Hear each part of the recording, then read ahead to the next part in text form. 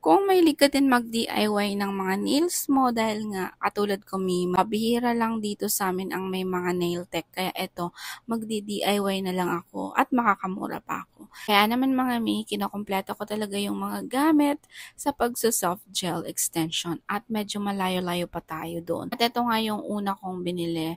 Etong LED lamp, UV na LED lamp na kung saan iniipit lang siya sa table para ayoko kasi yung hinahawakan siya kasi medyo nakakaselan ako doon. So, ito, ikiklip mo lang tapos itututok mo lang yung nails mo. So, for me, mas madali siyang gamitin.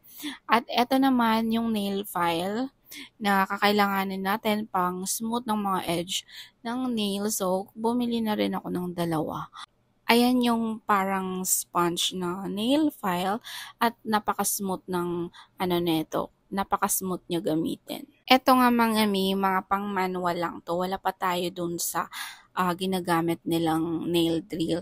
Eto, kakailanganin natin tong pang grinding sand na nail file. Iba't ibang klase yung pinili ko. So, ayan siya. Iba-ibang shape yan, mga Di ko alam kung ano yung mga purpose ng shape niyan, pero iba-ibang shape siya. Pero lahat yan, 100/80 na great mini buffer siya, mami.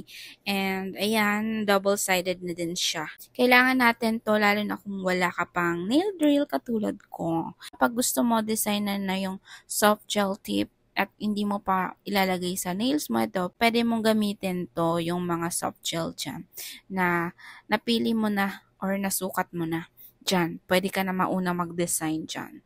Yan. May magnet yan mga mima. Tapos ididikit mo dyan yung soft gel tips. Yan nga yung tawag na detachable magnet nail tip. Yan ka magdi-design ng mga nail tip or mga soft gel tip. Okay. Tapos, yan may kasama din yan na clay para dumikit siya. At eto nga yung pangdikit, yung mga clay to na naka-square-square na mga Ayan. So, kukuha ka lang ng maliit na square dyan.